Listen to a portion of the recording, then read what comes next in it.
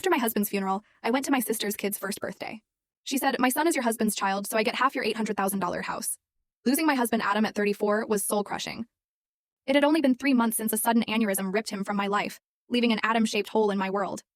But just days after his funeral, at my nephew Lucas's first birthday party, my own sister Cassandra unleashed a betrayal so vile, so audacious. I almost burst out laughing right in her face, even as my world was falling apart. What she didn't know, what no one knew, was why I was struggling to keep a straight face. Trust me, you'll want to hear how I handled what came next. Adam and I met 12 years ago at a charity auction for children with cancer.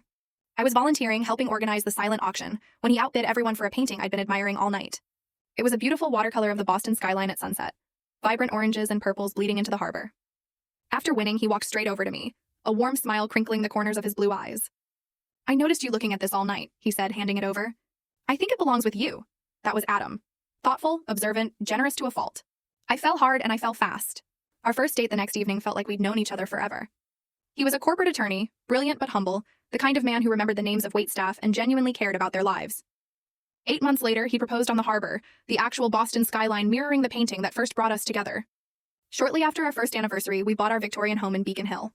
It was a financial stretch at $800,000, but Adam had just made partner, and I was building my reputation as an interior designer.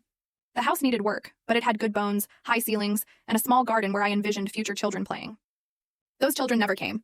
We tried for years, charting, planning, hoping. Then came the doctors, the tests, the invasive procedures, 4 grueling rounds of IVF that drained our savings and our spirits. I still remember the last failed attempt, the quiet drive home from the clinic. Adam reached across the console to hold my hand, neither of us speaking because we both knew that was the end of that road. "We can still have a beautiful life," Adam said that night as we sat on our porch swing. "You and me, that is enough." And he truly meant it. We slowly rebuilt our dreams. We traveled, poured ourselves into our careers. We renovated the house room by room until it was the showcase home I'd always imagined. Adam supported my business when I launched my own interior design firm. Our life was full, if different, than what we had first planned. My younger sister Cassandra was always in the periphery of our happiness.